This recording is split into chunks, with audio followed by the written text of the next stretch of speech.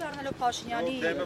հետ երեխեք։ մի քանի րոպեն մեկ արվող եկեք, դուք առաջ որ օպերատորները կադր ունենան, լրագրողները հետ երեխեք։ Հաշվառնելով բարբերաբար արվող գրառումները, խնդրում եմ ասեք կապ տեսնում եք, հրահանգված է, քաղաքական պատվերը ինչ է, շոու է։ Իրականում այսօր խորհրդարան եղած լրագրողները շատ ուշադիր պետք է լինեին։ Ամբողջ օրը Նիկոլ Փաշինյանը նստած, անջատված նստած, այդ կառավարության հաշվետվությունն է։ Մեկ էլ որ պայթեց,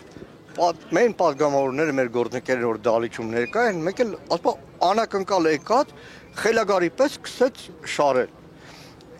Իրականում այս քինախնդրությունը, այն ինչ որ կատարում է, նայեք, այստեղ հարյուրավոր ոստիկաններ են դիմավորված։ Լրագրողներին կոչ կանեմ, որպես նախկին խմբագիր, ավելի լավ տարածքը նկարեք, հարյուրավոր ոստիկաններ դիմակավորված հավաքվել են։ Ինչին են սպասում են։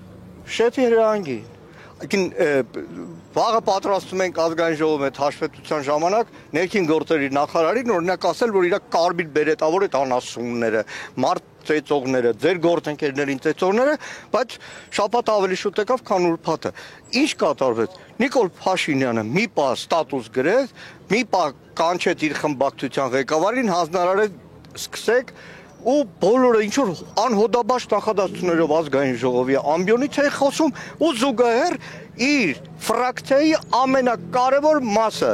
մլիցեքը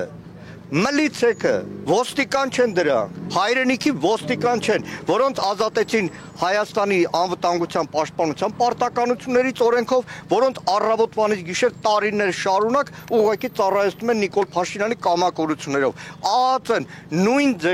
նույն ձևի սատանա որսացող սև վերնաշապիկով, սև շապիկներով մարդ որսացողներին չունեն որևէ արժանապատվություն, չունեն հայրենիք, պատիվ, ուսադիրի պատիվ, ոչ մի բան չունեն։ Իրանք մենակ Նիկոլ Փաշինյանի ծառաներն են։ Եվ մեր հայրենակիցները այսօրը ուղղակի ամենախայտառակ օրինակն է։ Ի վերջո ով մայրաթոր գնացել է, նայեք, իրականում ես բախտ եմ ունեցել մի քանի առիթով գնալ։ Այն ծառայությունը, նվիրատվությունը, որդիական նվիրաբերումը, որ Սամվել Կարապետյանն արել է մայրաթորի նկատմամբ, այդ մի հատվածն է միայն։ Ու դրանից հետո ուղղակի մարդու գնահատական է, որովհետև խոսքը վերաբերվում է մեր հայ առաքելական եկեղեցուն։ Ոչ մի բան չի մեղադրվում։ Ոչ մի բանում չի մեղադրվում։ Մեղադրանք չկա։ Փորձել են մտնել, որևէ բան չի ստացվել։ Որևէ բան երևի Նիկոլի հերթական անգամ որևէ հոդաբաց նախադասություն ներքին գործերի նախարարությունը չի ասել, որևէ բան չկա դեռ։ Սպասում են երևի շեֆը իր ներվային վիճակից երբ է դուրս գալու, նորից հանձնարարական տալու է, թե չի տալու։ Բայց կրկնում եմ, սա իրականում սրբազան պայքար, որ ասում եմ Բաքրատ Սրբազանի պայքար չէ։ Սա իրականում 1903 թվականին Նիկոլայ Ցարը նույն ձևի հայ առաքելական եկեղեցու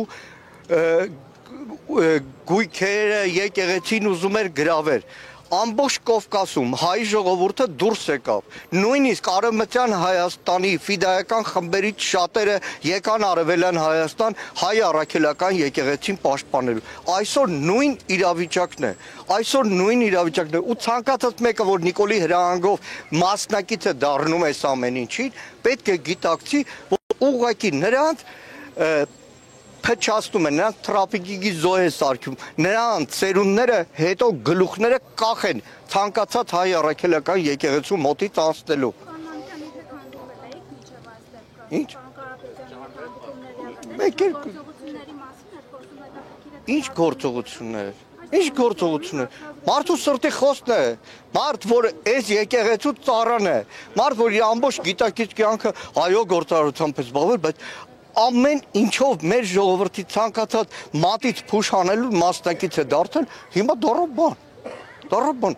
Ուղղակի ազգային ժողովի դալիճում այդ պահին կորցրեց տիրապետումը Նիկոլ Փաշինյանը։ Ու ցավում եմ, Հայաստանում չկա օրենք ոստիկանների համար, ԱԱԾ, դատախազում որևէ մեկի համար չկա։ Ասեմ դες այսօր ազգային ժողովի Արծիք Մինասյանի հարցը որ քննարկվում է Սեյրան Օհանյանի։ Հիշեք մի քանի շաբաթ առաջ Նիկոլ Փաշինյանի խելագար էլի ջղաձգությունների ազգային ժողովում մի արտահայտություն հետ տվեք այդ կադրերը նայեք, ասեց Սերանոյանն քեզ ու կողքինի դադելու են։ Այսօր գլխավոր դատախազը գլուխը կախ Վիշինսկու իգական սերի տեսակի նման պատրաստում է գալ ազգային ժողով։ Բայց դեռ ստացվում է, սպառնում է ու կատարում է, սպառնում է, կատարում է։ Կա ելք, ո՞րն է։ Ելքը դիմադրությունն է։ Ամեն դեպքում լինի այդ դիմադրությունը։ Ամեն դեպքում Այսօր որ բոլորս այսօր այս մեր հայրենակիցները, որ այստեղ ներկա են, մենք բոլորս ներկա ենք, արդեն դիմադրություն է։ Շնորհակալ եմ։